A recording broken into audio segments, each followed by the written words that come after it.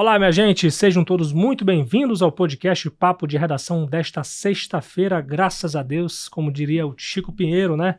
Aqui quem fala é o Lucas Luquezzi para comandar mais uma edição deste podcast que repercute as principais notícias do dia aqui no Grupo Folha de Boa Vista.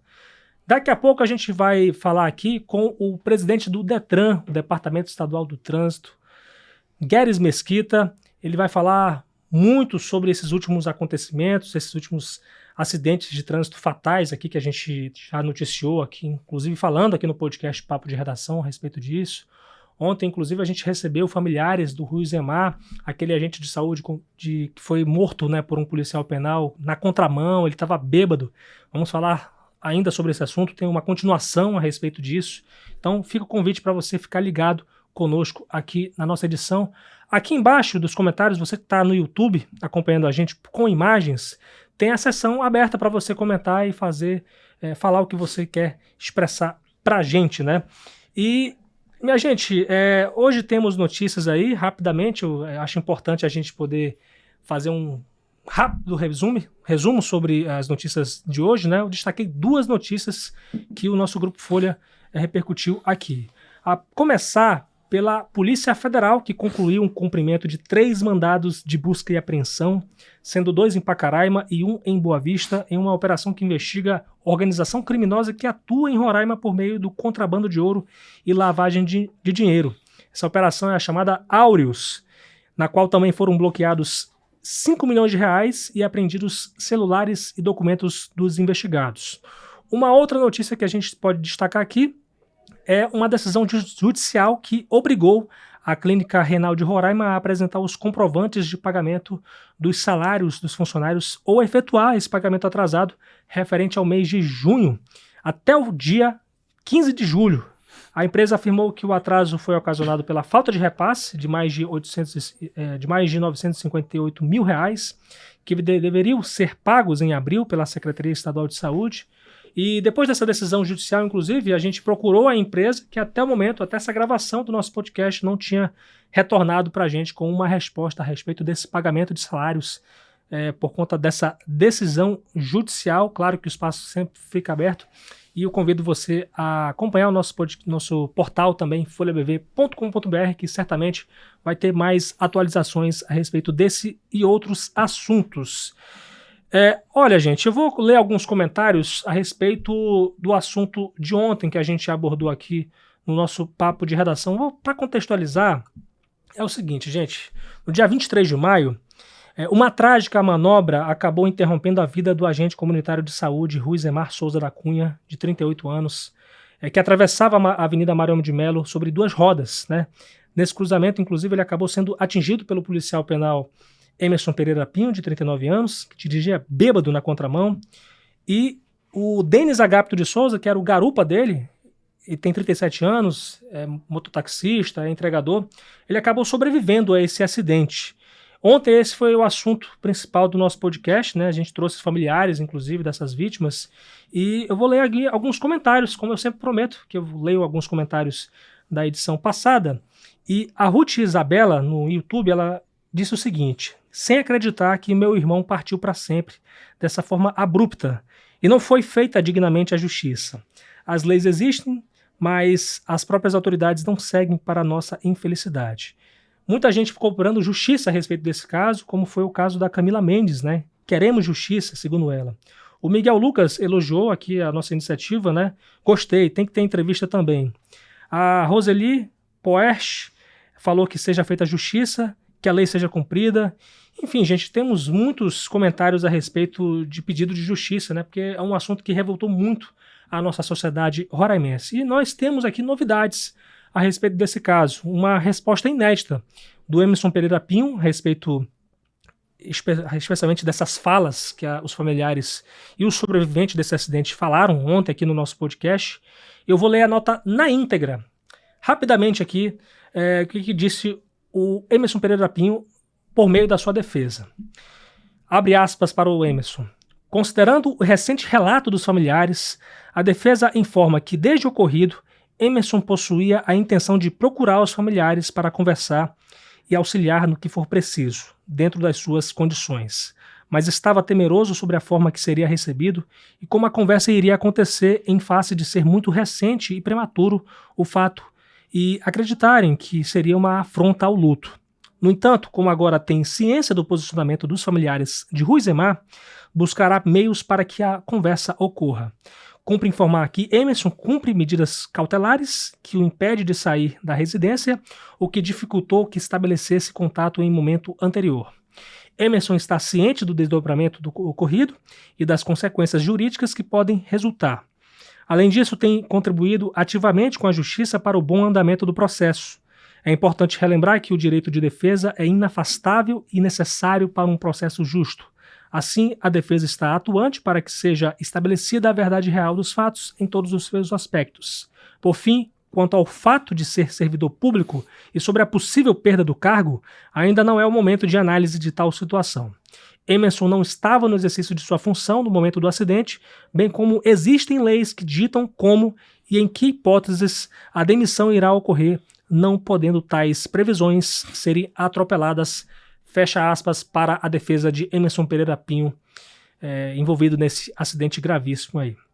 Então, o assunto ele vai continuar sendo o trânsito aqui no nosso podcast, minha gente. Hoje a gente está recebendo aqui o presidente do DETRAN, o Departamento Estadual de Trânsito, o Gueres Mesquita. Primeiramente, cumprimentar você, Gueres, e desejar boas-vindas ao nosso podcast. Muito obrigado, né? Uma satisfação de estar por aqui. Agradeço também aos ouvintes, né? E às pessoas aí que estão acompanhando. É sempre uma satisfação a gente poder estar levando um recado, né? Levando informações sobre o trânsito. Legal, Gueres. Vamos começar a conversa. Eu queria saber um pouco sobre você, né? Porque acho que seria interessante as pessoas conhecerem, né, um pouco do seu trabalho, do seu perfil, né? Você tem um perfil técnico no DETRAN. Como é que você chegou ao cargo de presidente do DETRAN? Bom, eu sou servidor concursado no DETRAN, né, no cargo de agente de trânsito, e foi um convite, assim, de certa forma inesperado, né, tendo em vista que nunca houve um servidor efetivo da casa que tenha, né, assumido o cargo de presidente.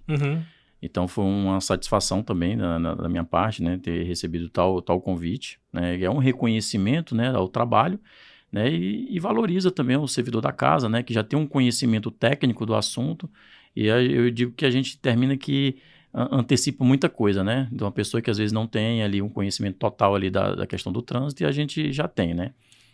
E eu já vou fazer 10 anos, né, de concursado, já assumi a diretoria de trânsito, né, chefia de fiscalização de trânsito. Então, tenho a experiência de rua também, né, no trabalho do dia a dia do agente de trânsito. A gente sempre, como diretor, também procurei sempre estar ali, né, participando das operações e estar próximo ali desse serviço de fiscalização. Como é da minha origem, então, né, eu tenho uma atenção também maior, porque eu sei da grande necessidade que tem da gente também manter esse serviço de fiscalização. Infelizmente, a gente tem pessoas aí que cometem pequenas infrações no trânsito, mas também tem essas grandes infrações que, infelizmente, levam a óbitos, né? E mazelas aí que trazem para as famílias, né? Até mesmo para a própria pessoa que comete esse tipo de acidente, né? Porque a gente pensa na vítima sempre, né? Claro que é a principal atingida, mas também atinge a família que é da pessoa que cometeu, que muitas vezes é uma pessoa de bem, né? E cometeu uma infração ali que resultou numa morte. Pois é, Gueres, são muitos os desafios, eu imagino, né, para o DETRAN, né?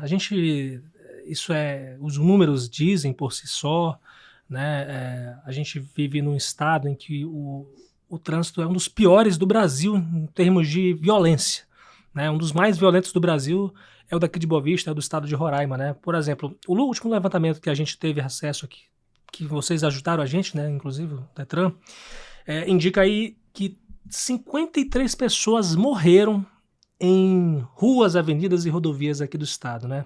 É um recorte, vale ressaltar, que é de janeiro a maio desse ano, né? Agora, o que o DETRAN ele pode ou tem já feito, né, para poder enfrentar essa realidade tão cruel do nosso trânsito? Bom, a gente, como você falou, é um desafio, né? É um desafio diário que a gente tem, principalmente porque a gente tem que contar com a conscientização das próprias pessoas, né? Que isso é um desafio maior para a gente, porque a gente tenta dizer o óbvio, né? Todo o tempo, né? Nas nossas campanhas educativas, A gente sempre tá trazendo as informações que muitas vezes são repetidas mesmo, porque não consegue, e às vezes a pessoa absorver aquilo. A gente tenta, das maneiras mais, né, lúdicas possíveis, a gente tentar inserir essas informações, trazer essa conscientização. Inclusive, até recentemente a gente fez ali uma espécie de um teatro junto com os parceiros da segurança pública, né, SAMU, Bombeiro, Polícia Militar, encenações de acidente de trânsito, né, para trazer aquele impacto mesmo, para as pessoas passarem e ver um acidente de trânsito, mas não era um acidente de trânsito, era uma simulação, e através disso trazer informações. Então a gente vive constantemente, né, nessa parte de educação, tentando trazer isso para as pessoas, e com o nosso passado isso, né, não havendo essa conscientização, infelizmente a gente tem o serviço de fiscalização que ele tem que ocorrer, né, que é um serviço que traz um desconforto, né, as pessoas realmente, a gente sempre tem uma e outra reclamação, mas infelizmente a gente é o Estado e a gente tem que fiscalizar, a gente tem que manter esse serviço, porque se a gente deixar, né, não tiver um agente na rua, não tiver, as pessoas vão fazer, já fazem, né, muitos fazem da maneira que quer, e aí vai piorar. E a gente usa o nosso serviço de estatística também do Detran para a gente tentar ser o mais, né, certeiro possível ali nas ações, né, tentar estar nos pontos onde realmente acontece acidentes de trânsito, onde a gente sabe que tem o maior índice de ocorrência daquele tipo de infração, ruas onde a gente sabe que tem bares, né, onde as pessoas costumam estar indo beber e sair dirigindo, então a gente tem colocado nossa fiscalização lá. São formas que a gente tenta buscar para que realmente a gente consiga reduzir esses números. A gente diz que a gente busca o zero, né, o 0% de mortes, que uma vida ela é importante. É impossível praticamente. Né? Inclusive teve campanhas que as pessoas, né, tentaram conscientizar dessa forma, dizer o quanto é que uma vida é importante, né? E aí colocaram as pessoas, perguntando às pessoas quanto você acha que é o número admissível ali para ter morte no trânsito. As pessoas começaram a comentar, não, acho que 1%, não, acho que 2%, 10%, acho que... mas nunca disseram zero. Aí quando colocaram um familiar, a pessoa disse, e aí se essa morte, esse 1% tivesse ali o seu pai, a sua irmã, a sua mãe, o seu filho, aí as pessoas dizem, poxa, então esse número tinha que ser 0%, entendeu? Então assim, então não há índice aceitável, claro. Né? Aí o índice é zero, a gente não pode aceitar nenhuma morte no trânsito, né? Mas infelizmente nossa realidade é outra. Agora, o problema, eu particularmente como cidadão, eu vejo que existe muita falta de sensibilidade da população de modo geral, né, Guedes? Existe. Inclusive, tem dados, né, de levantamento feito pelo Observatório Nacional de Segurança Viária, que 90% das infrações, dos acidentes, né, das mazelas no trânsito é por culpa do próprio condutor, né, do próprio usuário da via, que não é só o condutor, também tem um pedestre, né, que às vezes ele age de uma forma inadequada no trânsito e leva um acidente, até mesmo a sua própria morte, né, às vezes atravessar uma faixa de pedestre da maneira inadequada também ocasiona a morte. Então, é um dado muito grande, 90% para você dizer assim, poxa, claro que o Estado não pode se eximir, né, do trabalho de fiscalizar, mas quando a gente tem uma porcentagem dessa tão grande, então nós, como os condutores, que a gente também se coloca como condutor, né? Apesar de estar trabalhando pelo Estado, mas a gente é condutor também. A gente tem que botar a mão na consciência, né? Recentemente eu até conversei com uma turma de alunos, né, na escola que a gente tem um programa dentro da escola, e falei para eles, me digam quantos assim, acidentes vocês têm notícia na rua da casa de vocês. Aí um falava, não, 2, 3, não, meu parente já foi. Então assim, às vezes você tem notícia de 10 acidentes, às vezes mortes por acidente de trânsito na sua rua da sua casa, você conta 10, mas no momento em que tem um homicídio ou uma agressão grave ali, vira notícia, vira um espanto e tudo, entendeu? Mas assim, aqueles 10 acidentes, aquelas mortes, aquelas coisas que ocorreram de trânsito, as pessoas ignoram, entendeu? Então o trânsito hoje ele é banalizado, né? Ele não é dado a importância que deve.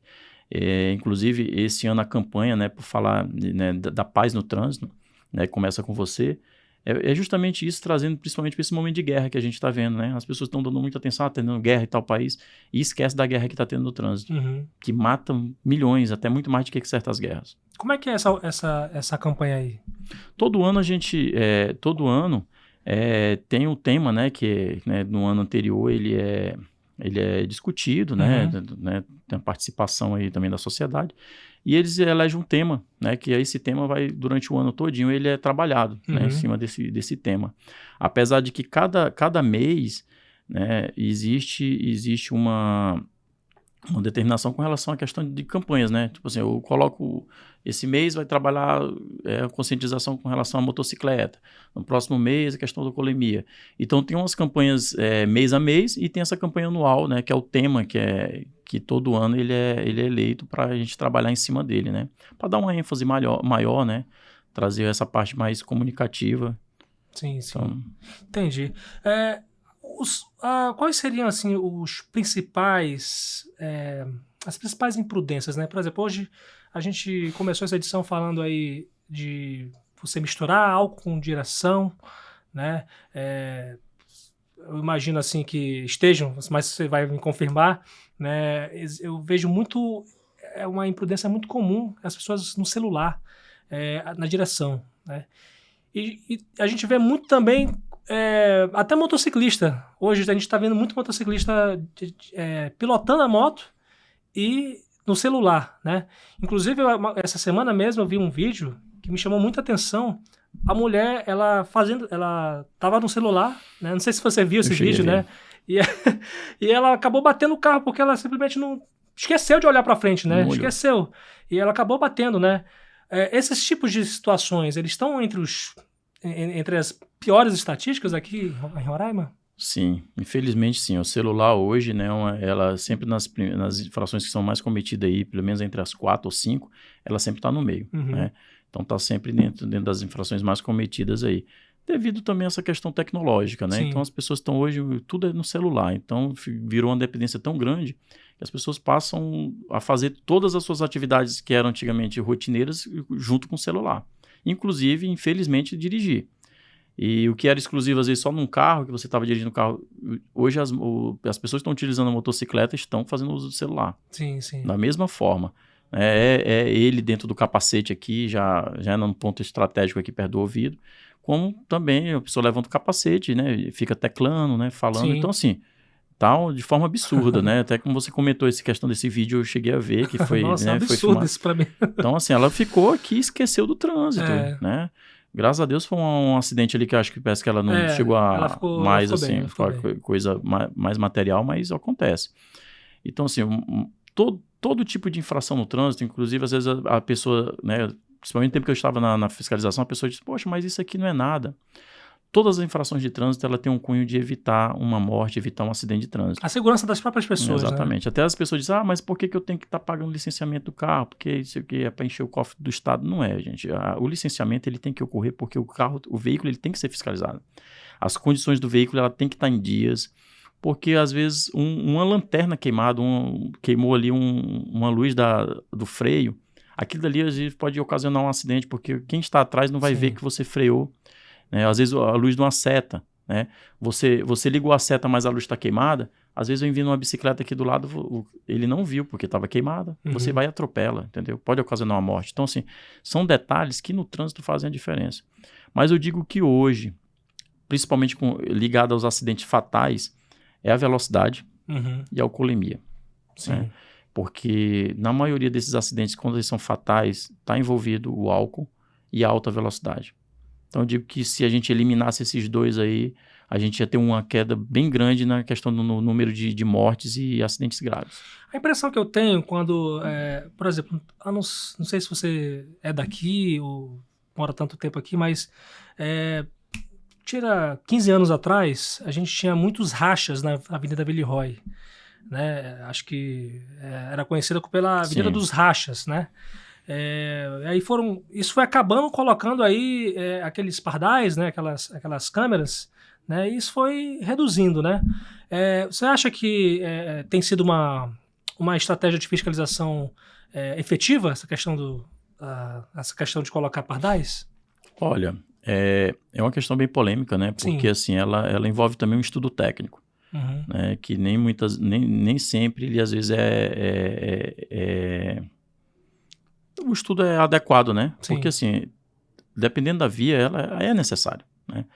Porque você consegue diminuir ali, por meio, infelizmente, da punição, diminuir ali o índice de velocidade na via, e então, assim, vai reduzir os acidentes de trânsito. Mas para isso tem que ter um estudo técnico do local, se realmente há necessidade, porque tem locais que às vezes ele não oferece ali uma alta velocidade, às vezes não é numa reta, às vezes numa curva, coisas assim. Então, assim, nesses pontos eu acho que pode ser realmente revisto, né? Mas ele é um instrumento que também, da forma que ele for aplicado, é necessário. Entendeu? Sim. E assim como também os móveis, né? Que às vezes os agentes de trânsito, eles têm uns aparelhos móveis também que eles podem se colocar também feito em locais adequados, né? Claro que a gente não vai criar, como se diz, armadilhas para a sociedade, né? Para buscar aumento de infração, né? Essas coisas que isso aí... Hoje eu posso lhe garantir que o Departamento Estadual de Trânsito não tem esse objetivo, né? A gente não trabalha dessa forma. Vocês têm ideia de... eu não sei nem se existe essa pesquisa, né? Mas acredito que muita gente não tem, por exemplo, Carteira Nacional de Habilitação aqui em Roraima, né? Como é que o Detran tem visto essa problemática, né? É tanta gente sem CNH, e aí eu acredito que os números vão dizer isso, porque as blitz, né, são um grande termômetro a respeito disso, né? Como é que o Detran tem visto essa questão da CNH? Olha, tem também outro ponto, né, que é uma das infrações também que está ali no topo, né? São infrações aí, tipo, sem cinto de segurança, né, sem CNH, né, veículo não licenciado, uso de celular, são os que sempre estão ali no topo das infrações que são mais cometidas. Ainda tem muita gente sem CNH, né, apesar da gente fazer diversas campanhas, né, incentivando isso. A gente entende também que o custo da CNH não é barato, entendeu? Então dificulta um pouco também para que as pessoas, né, muitas adquiram a carteira de habilitação. E o processo também, ele não é rápido, né? Existe todo um tempo ali que você tem que estudar, tem que fazer o curso ali, tem que se capacitar para isso. Então, leva um certo tempo. Nem sempre as pessoas têm essa disponibilidade de tempo, né? Devido às correrias do dia a dia, e termina que vai deixando e prefere estar dirigindo sem a CNH. Sim. Mas lembrando que uma pessoa que ela não tem CNH, ela se envolvendo num acidente de trânsito, ela está cometendo crime de trânsito. Então, isso as pessoas não levam em consideração que é um crime. E assim, hoje a gente tentando dirimir isso, né? O governo do estado, a gente tem o projeto CNH Cidadã, que é uma forma da gente estar proporcionando isso para a sociedade, né? De forma custo zero para o cidadão. Então, é um dos meios que a gente encontrou também para isso. Né? Sim. E está vigente esse projeto? Tá, a gente está trabalhando nele, né? Já teve um sorteio, né? De 2.000 CNHs agora, né, para todo o estado. Nesse ano? Nesse ano. E a gente está no processo de seleção, e aí em breve a gente já vai estar entregando. A gente já tem uma etapa que já se concluiu, né, de 400 habilitações, que já do ano passado. A gente já entregou algumas habilitações e estamos concluindo esse outro. São 2.000 habilitações que vocês pretendem entregar? Isso. Esse ano, né? Isso. Já tem projeto já para o ano que vem? Já a gente vai continuar com o projeto, né? Então... A gente vai dar continuidade. Entendi. Guedes, a questão também do uso de cinto de segurança. O pessoal está usando cinto aqui em Roraima? Olha, infelizmente, apesar das pessoas saberem que tem que estar usando, hoje é a que sempre está no topo. É sempre a principal que mais tem infrações. E a gente tem hoje veículos tecnológicos que tem dispositivos sonoros que incomodam ali, termina que a pessoa tendo que colocar. Mas mesmo assim as pessoas ainda insistem em andar sem cinto de segurança. A questão aí, uma coisa que eu tenho a impressão que normalmente acho que até o motorista e o passageiro do lado, acho que realmente é uma coisa muito comum na questão de não usar o cinto de segurança.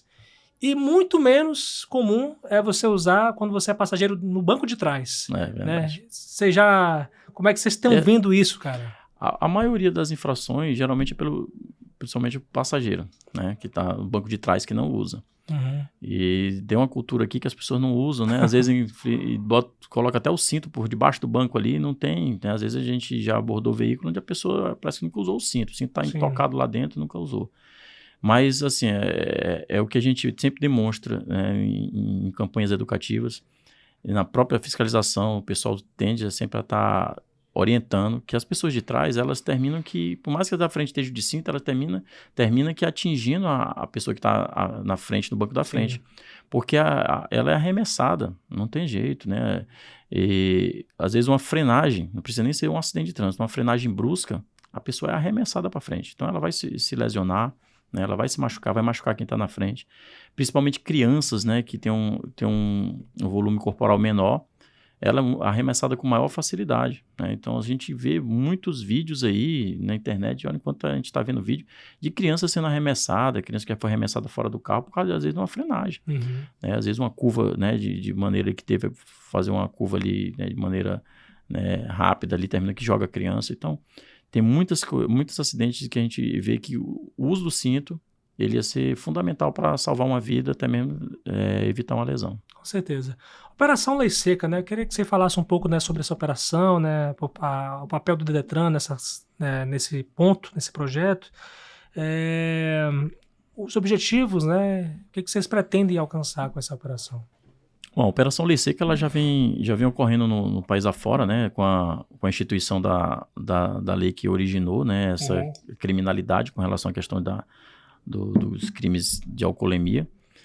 Ela foi pioneira ali no Rio de Janeiro, né? A Operação Lei Seca foi originalmente criada lá. Sim. Hoje tem um Fórum Nacional da Lei Seca que ele reúne todos os órgãos de trânsito do país e de cada estado, né?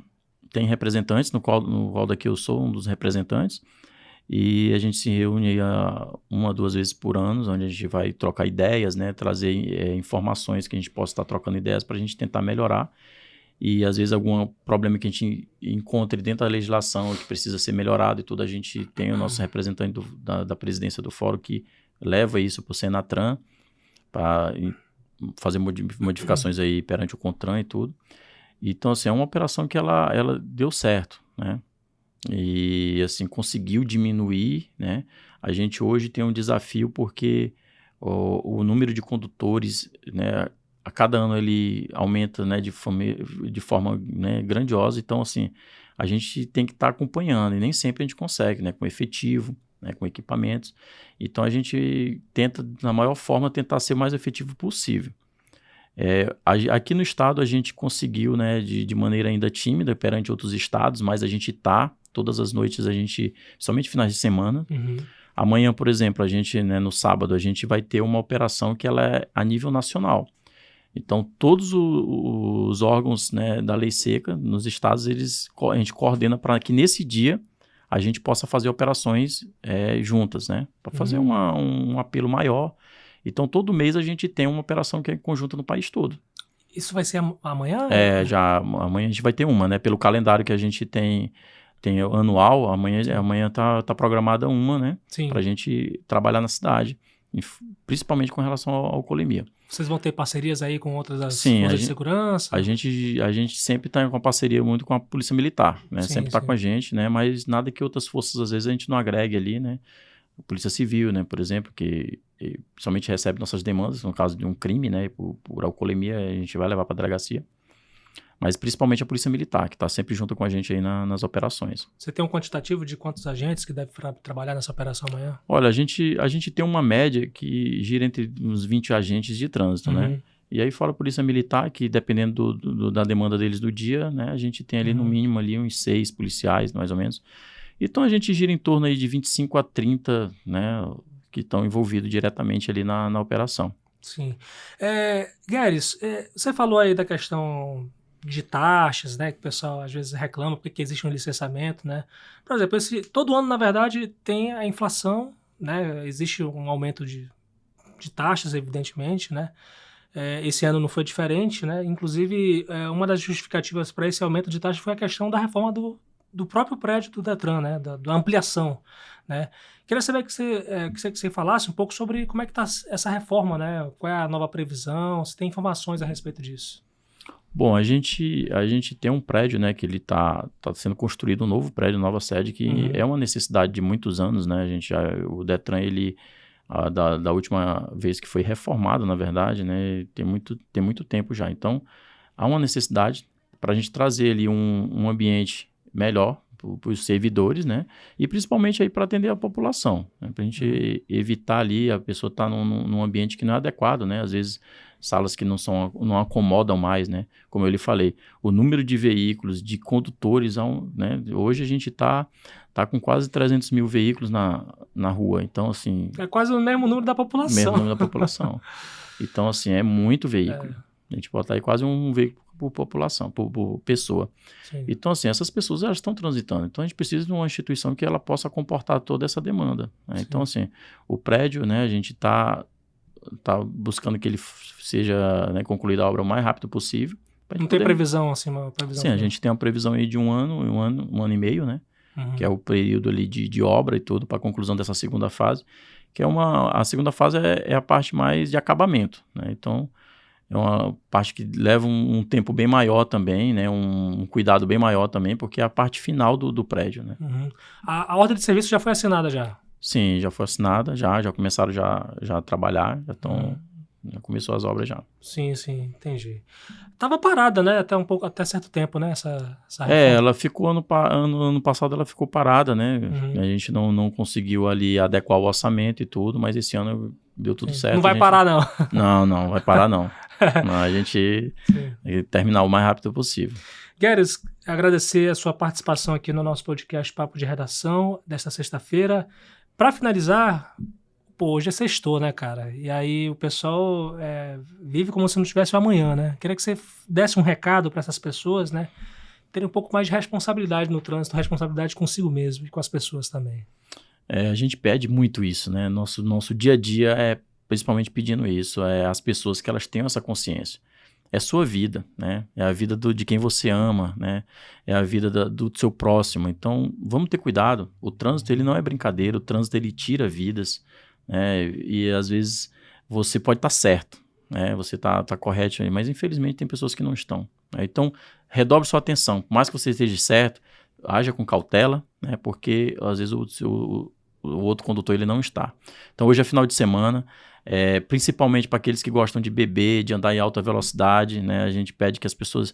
Poxa, tem vários meios de você estar voltando para casa, claro. né? É o condutor da vez ali, que você pode estar elegendo um amigo ali da turma.